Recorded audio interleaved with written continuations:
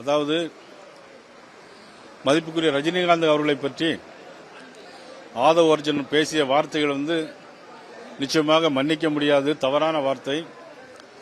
அது குறித்து ஏற்கனவே பாரதிய ஜனதா கட்சியினுடைய சார்பாக மதிப்புக்குரிய எங்களுடைய கட்சியை சேர்ந்த அர்ஜுனமூர்த்தி அவர்கள் ஒரு விளக்கமான அறிக்கையை கேட்டிருந்தார்கள். நல்ல வேளையாக நீங்களும் இப்ப கேட்டிருக்கீங்க. அவர்கள் எங்களுடைய அர்ஜுனமூர்த்தி அவர்கள் விளக்கமாக எழுதியிருந்தார்கள். இருந்தாலும் கூட நானும் பார்த்தேன், ஆதவ் அர்ஜுன் அவர்கள் நிச்சயமாக மன்னிப்பு கேட்பார், தவறுக்கு வருந்துவார் என்று நானும் நினைத்து பார்த்தேன். மதிப்புக்குரிய ரஜினிகாந்த் அவர்கள் அவர் திரையுலகில் ஒரு மிகப்பெரிய இமயம்.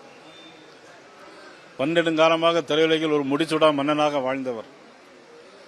மிக சிறந்த ஒரு ஆன்மீகவாதி. ஜாதி, மதம், இனம், மொழிகளெல்லாம் கடந்து அவர் ஒரு சித்தர் புருஷர் போல உள்ளவர். இன்றும் கதாநாயகனாக வலம் வந்து கொண்டிருக்கின்ற ஒரு அற்புதமான ஒரு தலைவர், மிகச்சிறந்த நடிகர், பால்கே விருது பெற்றவர். அவரை பற்றி நேற்று ஆதவ் அர்ஜுன் அவர்கள் பேசியது என்பது உண்மையிலேயே வருந்தத்தக்கது. நானும் மதிப்புக்குரிய விஜய் அவர்கள் அதை கண்டிப்பார், அது குறித்து மறுத்து சொல்வார் என்றெல்லாம் எதிர்பார்த்தேன். நிச்சயமாக அவர்களிடம் அதை எதிர்பார்க்க கூடாது என்றுதான் நினைக்கிறேன். உண்மையிலே வருந்தத்தக்க செய்தி அது. உண்மையிலே ரஜினிகாந்த் ரசிகர்கள் அதை ஏற்றுக்கொள்ள மாட்டார்கள்.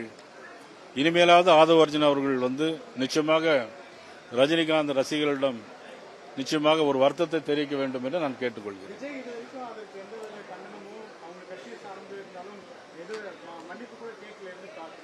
இல்ல, அதனால தான் இப்ப நான் சொல்றேன். ஏற்கனவே எங்களுடைய அர்ஜுனமூர்த்தி பாரதிய ஜனதா கட்சியின் சார்பாக ஒரு விளக்கத்தை கொடுத்திருந்தார். அது போதும் என்று நான் நினைத்தேன். ஆனால் இப்பொழுது 2-3 தினங்கள் ஆகியும் அதற்கு ஒரு பதில் இல்லை. ஒரு மிகப்பெரிய ஒரு சிறந்த ஒரு மனிதரை, மாமனிதரை, அதுவும் அதே ஒரு திரையுலகில் சேர்ந்த நடிகர் விஜய் அவர்கள் கண்டிக்காது என்பது உண்மையிலே வருந்தத்தக்கது. இது அவருடைய குணநலத்தை பிரதிபலிக்கிறது.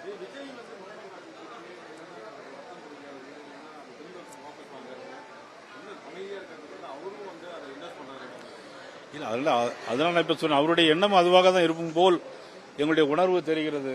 இனிமேலாவது வருத்தத்தை தெரிவிப்பார்கள் என்று நான் எதிர்பார்க்கிறேன். தேசிய ஊடகங்கள்ல விஜய்க்கு 80 சீட்டு பிஜேபி பேசிக்கிட்டு இருக்கு அப்படின்னு தொடர்ச்சியா போடப்பட்டிருக்கு.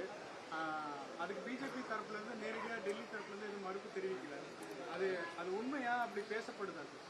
அதாவது நான் இப்ப உங்களோட தான் இருக்கிறேன். நான் டெல்லிக்கு போனோம்னா கூட பேச்சுவார்த்தை நடத்தணும் தான் நான் சொல்லியிருப்பேன். நிச்சயமா அதை பத்தி நான் எதுவும் கருத்து சொல்ல முடியாது.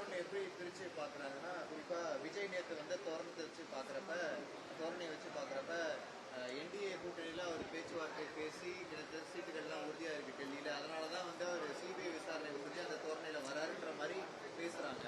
நீங்க மறுப்பு தெரிவிச்சிட்டீங்க ஒவ்வொரு முறையும். இல்ல அதாவது நீங்க சொல்ற பார்த்தா ஒவ்வொருடைய பாடி லாங்குவேஜ் வச்சு நம்ம ஒரு கருத்து கணிப்பு சொல்லணும். பாடி லாங்குவேஜ் ஒவ்வொருவருக்கும் வித்தியாசமா இருக்கும். செந்தில் பாலாஜி போய் சிபிஐ ஆஜராகிறார். நீங்க பலமுறை ஒரு சந்தேகம் இருந்துச்சுன்னு சொல்லியிருந்தீங்க. கரூர் விவகாரத்துல அந்த சதிகள் இருக்க வாய்ப்பு இருக்குன்னு சொல்லி பேசியிருந்தீங்க. செந்தில் பாலாஜி நாளை போறாரு, எப்படி பாக்குறீங்க? இல்ல, அவர் போயிட்டு வந்த பிறகுதான் தெரியும் அதை பத்தி. எங்களுடைய இது அவர் பின்னணியில செந்தில் பாலாஜி இருப்பார் என அதனுடைய நோக்கங்கள், நடந்த சம்பவங்களை வைத்து சொல்லும் போது செந்தில் பாலாஜிக்கு அதுல பங்கு இருக்கிறது என்றுதான் நாங்க சந்தேகப்படுறோம். சிபிஐ விசாரணை செய்து முடிவு செய்வார்கள். 1,26,00,000 மனங்களை வென்ற தந்தி டிவி யூடியூப் சேனல். தவிர்க்க முடியாத தம்ப்நெயில்ஸ், கலக்கலான கான்டென்ட்ஸ்.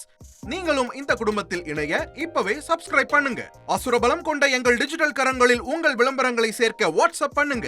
8939888378. Email advttv@dttv.in.